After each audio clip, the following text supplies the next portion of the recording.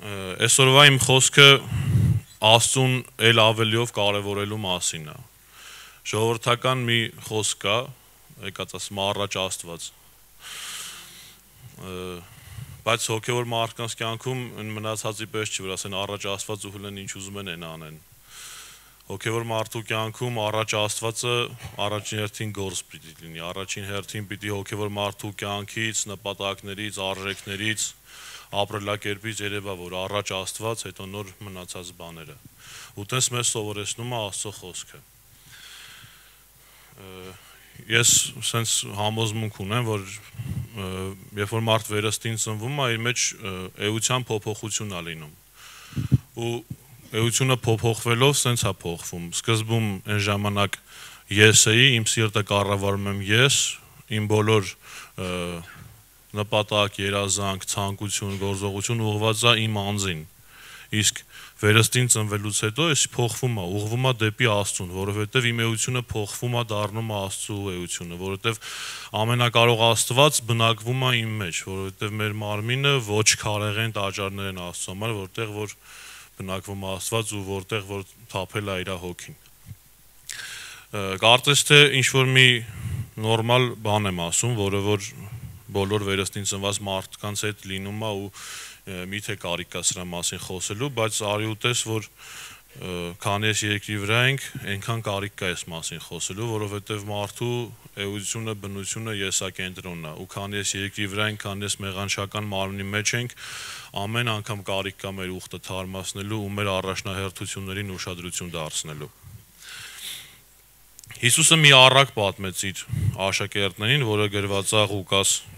12 գլխի 16-21 համարներում, պատմեմ այսպես առակը։ Մի հարուստ մարդ կար, ով որ արտ առավ, արտը ցանեց, շատ բերք ստացավ այդ արտից, ու ինքը իր անձին ասեց. գնամ,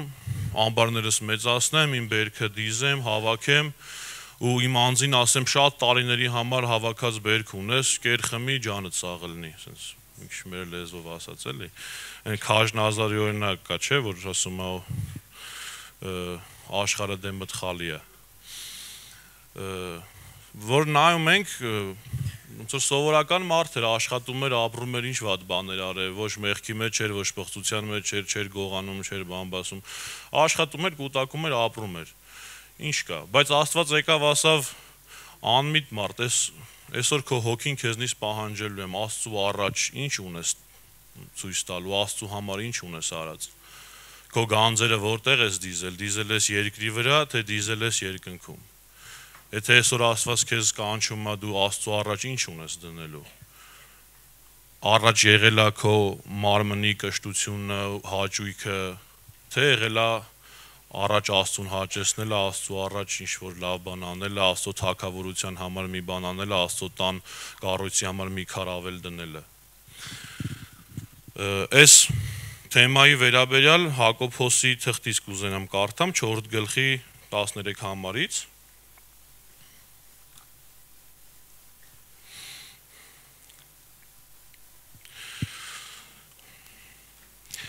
Հիմա լսեք դուք, որ ասում եք այսօր կամ վաղը գնամ, այսինչ քաղաքը կամ այնտեղ մնամ 1 տարի, առևտուր անեմ եւ վաստակեմ։ Այնինչ դուք չգիտեք ձեր վաղվա օրը ինչ է լինելու։ Այնինչ դուք չգիտեք, թե ինչ է ձեր կյանքը։ Այն որ գոլորշի է, մի կարճ ժամանակ երևում է եւ անհետանում։ Դրա փոխարեն պետք է ասեք, եթե Աստված կամենա ու ապրենք, այս կամ այն բաները կգործենք։ Բայց հիմա պարծենում եք ձեր ամբարտավանությամբ։ Այս կարգի բոլոր պարծանքները չարիք են, ուստի ով գիտի բարին գործել ու չի գործում, դա մեղք է իր համար։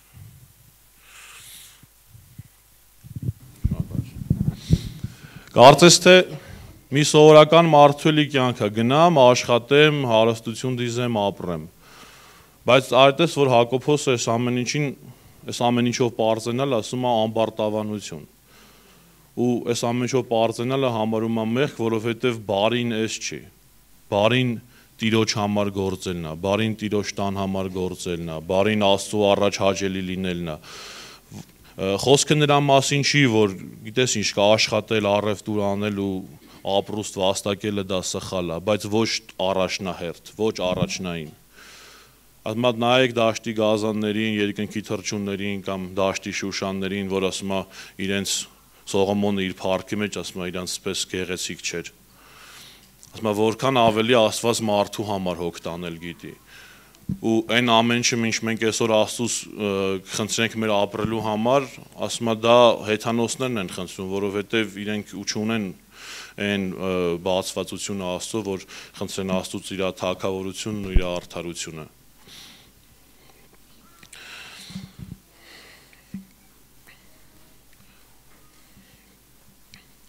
Այո, առաջնահերթ պետք է դնենք Աստծուն, առաջ Աստված, հետո նոր մնացած բաները։ Ու այս ամեն ինչը ոչ թե նրա համասին է, թե բա մենք չունենանք մերը, մենք մերը կորցնենք, ամեն ինչ տանք Աստծուն ու մենք չքավորության մեջ ապրենք, ոչ, Աստծունը առաջինը տալը, առաջնահերթությունը Աստծուն տալը, դա առաջին հերթին մեզ է օգուտ։ Մեր կյանքի համար օգուտ, ու էդ էլ է մեզ սովորեցնում Աստվածաշունչը։ Կուզեմ կարդամ առակներից 3-րդ առակը 5-րդ խոսքից։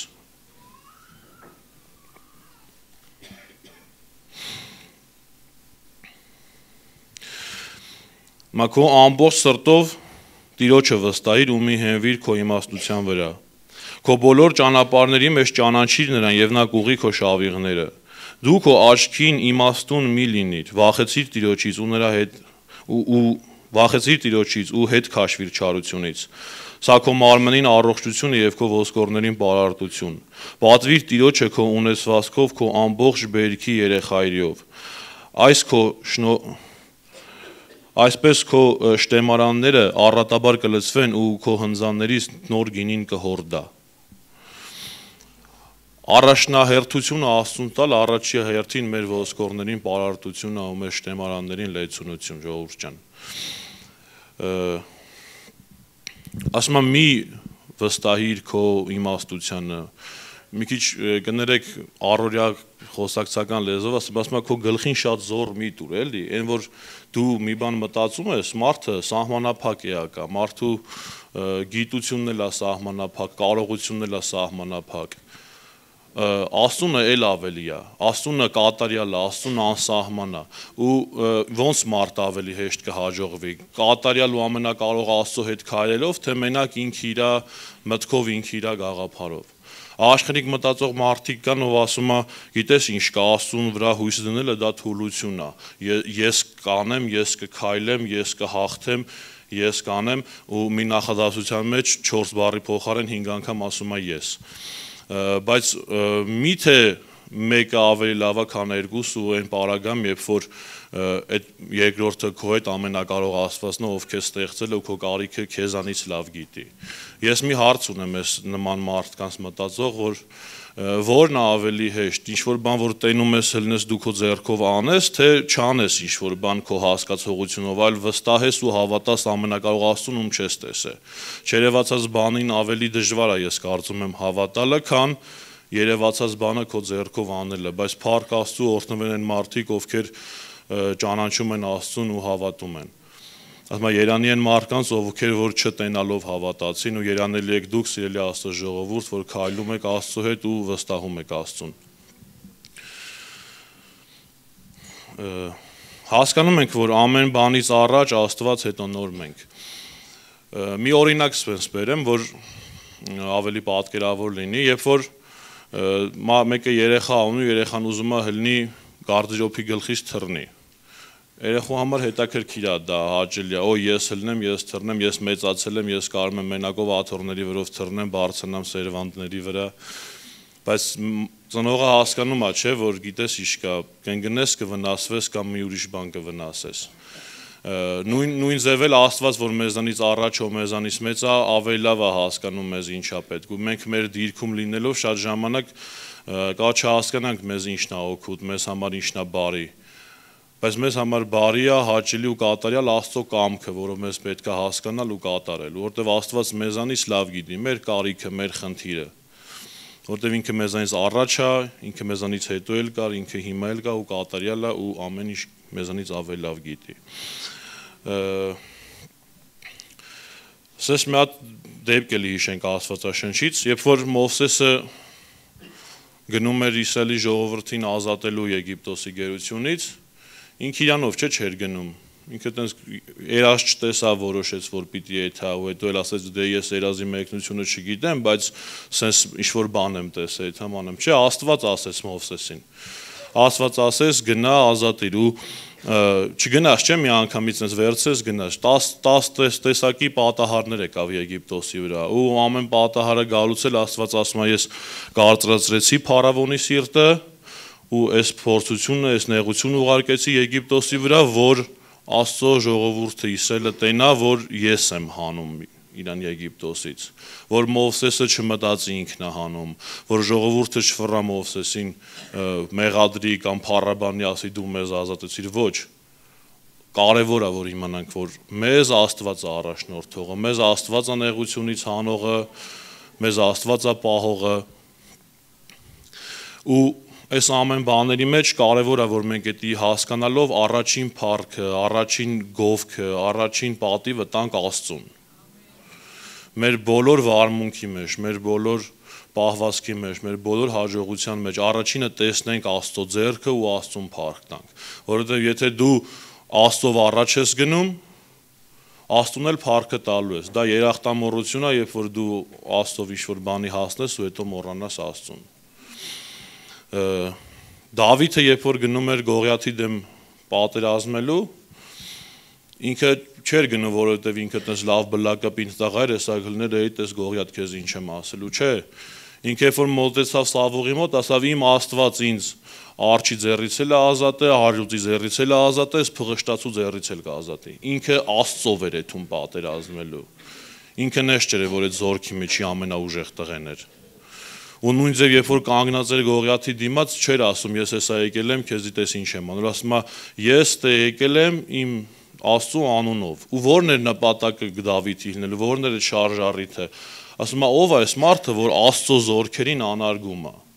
Հասկանում եք, շարժառիթը իր բանը չէր, այդ ներքին տես գոռոզությունը չէր, ինքը չէր հելե Գողիաթի հետ պատերազմելու, որ դառնա թագավոր, ինքը չէր հելե Գողիաթի հետ պատերազմելու, որ Սավուղի աղջկա հետ ամուսնանա, ինքը չէր հելե Գողիաթի հետ պատերազմելու, որ աղբերների ներեսով տասի տեսեք դուք չկարացաք ես, չէ։ Ինքը հելել էր Գողիաթի հետ պատերազմելու, որովհետև ով է Գողիաթը, որ Աստծո զորքերին անարգի։ Հավատացյալ մարդու թասիբ, էլի կոպիտ ասած, որ կենտրոնը Աստված է, ոչ ես չեմ կենտրոնը, իմ ընկերները չեն, իմ ընտանիքը չի, կենտրոնում Աստված է, ով է ինքը, որ Աստծուն է անարգում։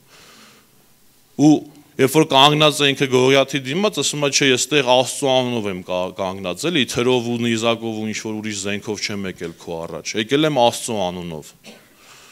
Ու ուստի ոչ թե ես եմ քո հետ կռվելու, այլ Աստված է կռվելու քո հետ։ Հիմա սիրելի քրիստոնյա, երբ որ դու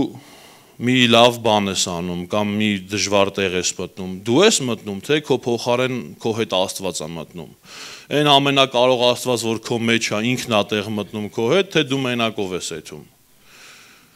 Կամ այն բանը, որ դու անում ես, դրա փառքը Աստծուն է գնում, թե քեզ է գնում։ Այսի իմ համար այտենց հոգևոր կյանք մարդու համար կամ հոգևոր ընթացքի մեջ իմ համար ամենայն դեպս հեղափոխական կետ է եղել,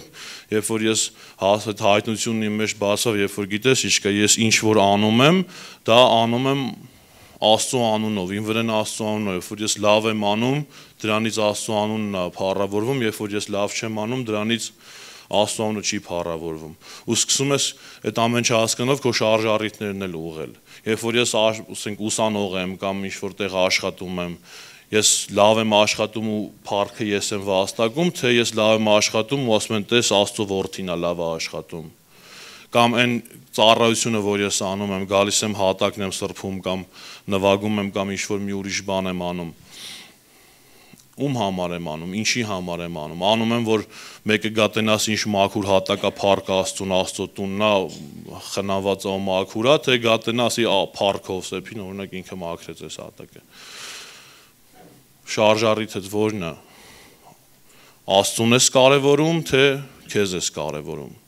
Դες մարդկանց տեսակ կա, չէ, որ